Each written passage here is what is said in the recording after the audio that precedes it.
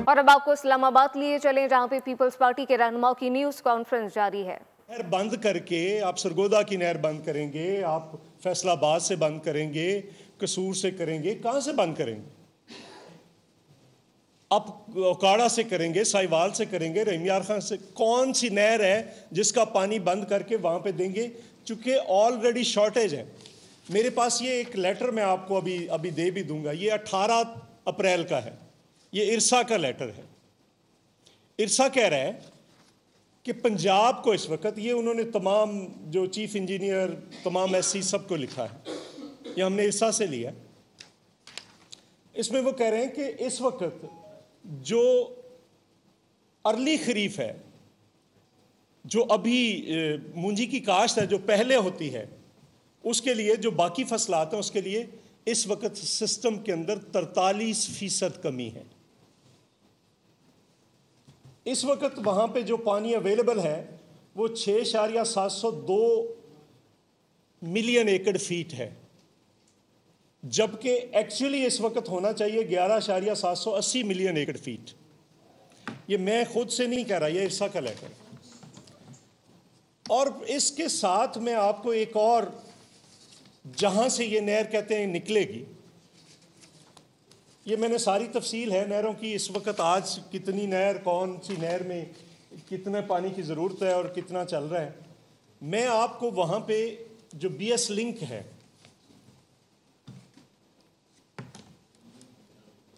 उसका मैं बताना चाहता हूँ। बल्लो की सुलेमान की, यानी जो लिंक कैनाल्स हैं, वो पहले पानी चूँकि रावी पाकिस्तान के पास नहीं है, सतलुज नहीं है। मैं कसूर से ताल्लुक़ रखता हूँ, मैं सतलुज के किनारे रहता हूँ, वहाँ पे कोई पानी नहीं, चूँकि फिरोजपुर हेडवर्क्स के पास हम रहते हैं। उसकी जो पूरी कैपेसिटी है वो 24,500 क्यूसेक की है,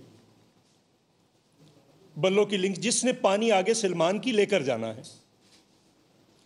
इस वक्त आज के दिन वो चल रही है 13,500 पे, यानी इसके अंदर ऑलरेडी कमी है जो नहर दे रही है।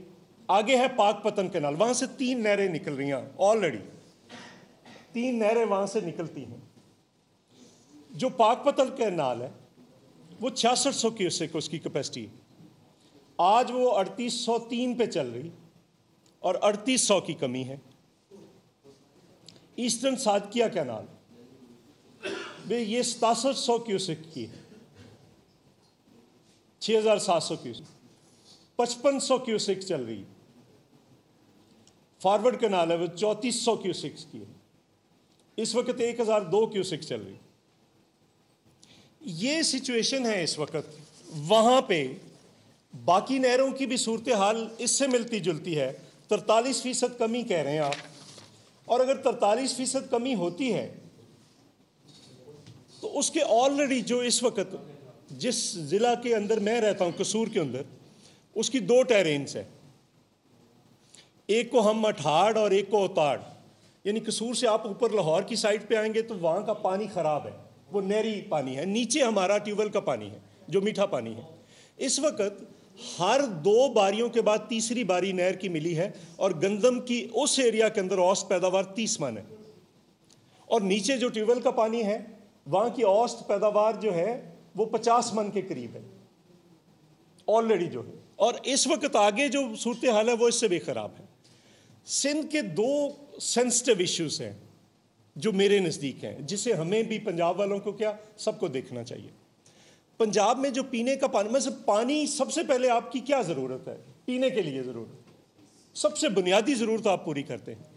पंजाब के अंदर पीने का जो पानी है 80 से 90% वो नीचे अंडरग्राउंड वाटर। सिंध के अंदर जो पीने का पानी है 80 से 90% वो दरिया से और झीलों से आता है, नहरों से आता है। ये उनकी एक सेंसिटिविटी है, और इसको हम किसी फार्मूले के तहत नहीं, इसको सबसे पहले आप इंसानी बुनियादों पर देखते हैं। सो हम ये समझते हैं कि इस वक्त पंजाब के किसानों के साथ कारपोरेट फार्मिंग के ज़रिए जो जुल्म करने जा रही है Punjab government, Pakistan Peoples Party उन तमाम अजला के गरीब किसानों के साथ खड़ी है, और इस पानी के इशू पे उनके साथ मिलकर जहाँ पे मुजाहरे करने पड़ेंगे, जो जो उनके साथ खड़े होकर करना पड़ेगा, उसके लिए पाकिस्तान पीपल्स पार्टी हाजिर है। तो मैं समझता हूँ कि मैंने सिर्फ आज इस टेक्निकल इशू पे रहना था, बाकी चंद साहब बाकी बात। देखें जी, बड़ी प्रेस कॉन्फ्रेंसेस हो रही हैं। मैं समझता हूँ सबसे ज़रूरी है पाकिस्तान की फेडरेशन, पाकिस्तान को मजबूत करना, इस रियासत को मजबूत करना। इनकी बदनीति शामिल है। इस वक्त इनको रेगिस्तान से या चोलिस्तान से प्यार नहीं है कि उनको कोई ये आबाद करना चाहते हैं, या किसानों को कोई आबाद करना चाहते हैं, या हारियों को या किसी छोटे काश्तकार को ये कोई ज़मीन देना चाहते हैं, या किसी मजदूर को, या किसी पढ़े लिखे जिसने एग्रीकल्चर के ऊपर डिग्रियां करके जो लोग बैठे हुए हैं, या उनको कोई ज़मीन अलाट करना चाहते हैं। इस सारा देखें कि ये ज़मीन आबाद क्यों करना चाहते हैं, ये नहरों का एक नया इन्होंने ये ड्रामा क्यों रचाया, और फिर अपने आप को पंजाब के वारिस समझते हैं।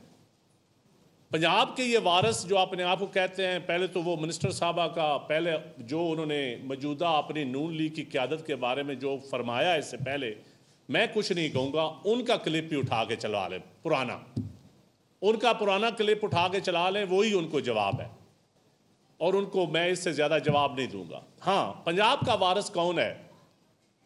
पंजाब के अंदर एग्रीकल्चर इरिगेशन डिपार्टमेंट, नहरों का क्योंकि वारिस इरिगेशन डिपार्टमेंट है।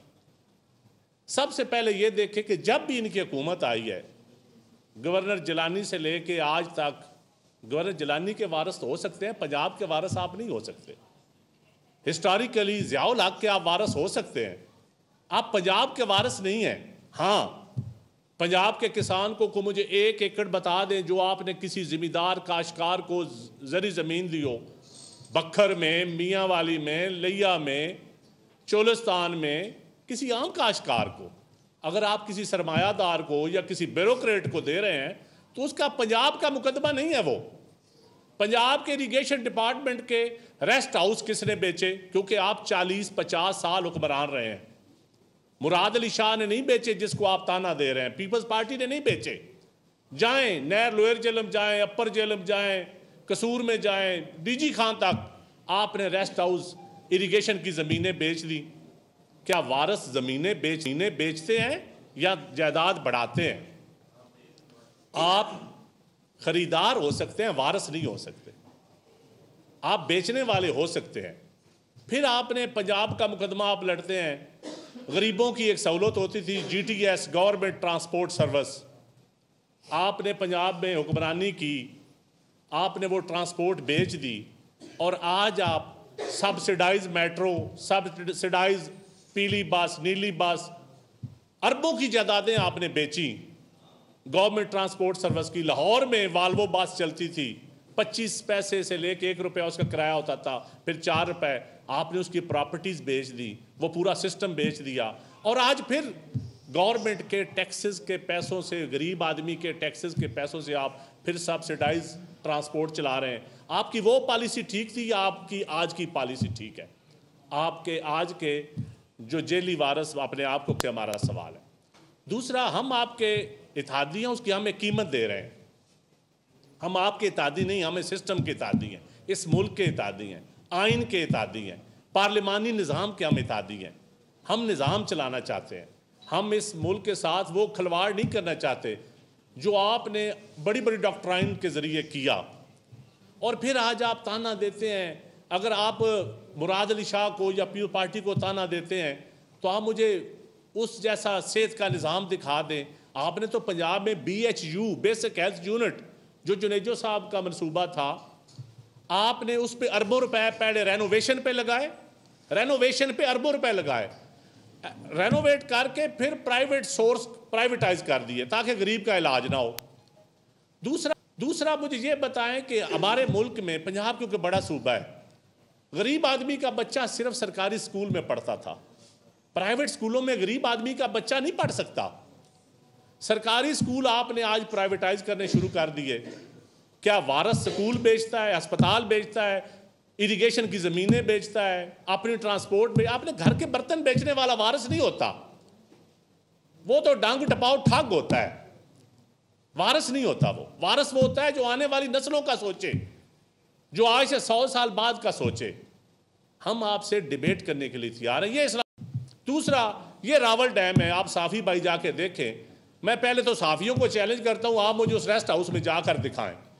ये रावल डैम के ऊपर पंजाब हुकूमत का एक रेस्ट हाउस है, 1 अरब रुपया लग रहा है उसके ऊपर, 1 अरब रुपया। इरिगेशन डिपार्टमेंट नहीं लगा रहा, पता नहीं कौन सा डिपार्टमेंट लगा रहा है, कोई हाईवे सुना है लगा रहा है, CNW पंजाब।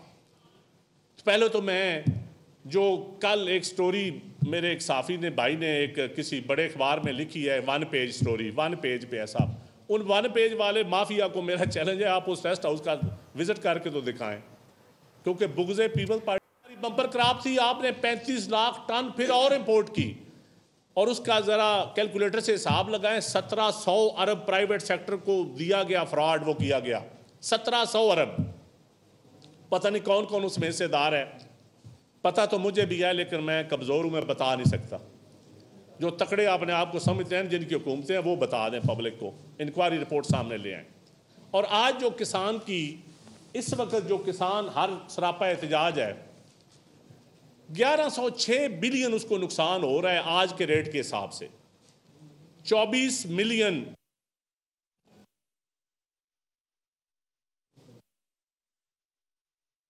1.6 मिलियन टन, ये सरकारी फिगर है, ये मैं आपको दूंगा।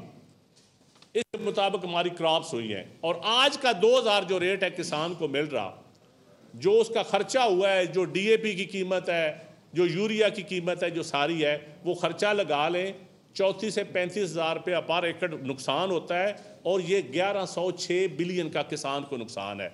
मेरी उन जेली वारसों से, उन ज़ियाउल हक के वारसों से ये गुजारिश है कि किसान आए डिबेट करें। आपकी हुकूमत है मरकज़ में भी, सूबों में भी, आप सिंध के हिसाब मांगते हैं, सिंध जैसा हॉस्पिटल दिखा दें। थर में जिस तरह सिंध पीपल पार्टी ने थर जिस तरह आबाद किया है, आप इस तरह चोलिस्तान आबाद करें ना। और आप वहाँ भी किसी लेडीज़ को ट्रक ड्राइवर दिखाएं, किसी औरतों को एम्पावरमेंट करें कि वो भी ट्रक चोलिस्तान में चलाएं। चोलिस्तान में तो ऐसे इलाके भी हैं जहाँ आम आदमी चक्कर भी नहीं लगा सकता, शिकार तो दूर की बात है, आम आदमी तो जा भी नहीं सकता। तो इसलिए आप सूबों को ना लड़ाएं अशराफिया के लिए, आपस में अवाम में नफरतें पैदा ना करें सरमायादारों के लिए, यही हमारी गुजारिश है। और इंशाअल्लाह ताला आप हमारे से डिबेट करें, हमारे से शिकार तो दूर की बात है, आम आदमी तो जा भी नहीं सकता। तो इसलिए आप सूबों को ना लड़ाएं अशराफिया के लिए, आपस में अवाम में नफरतें पैदा ना करें सरमायादारों के लिए, यही हमारी गुजारिश है। और इंशाअल्लाह ताला आप हमारे से डिबेट करें, हमारे से मवाजना करें पीपल्स पार्टी के साथ। पीपल्स पार्टी ने तो गंदम का जो रेट DG खान से लेकर गिलगित बल्तिस्तान तक, पीपल्स पार्टी ने एक तेल का रेट। सब्सक्राइब करें और बेल दबाएं ताकि कोई खबर रह न जाए।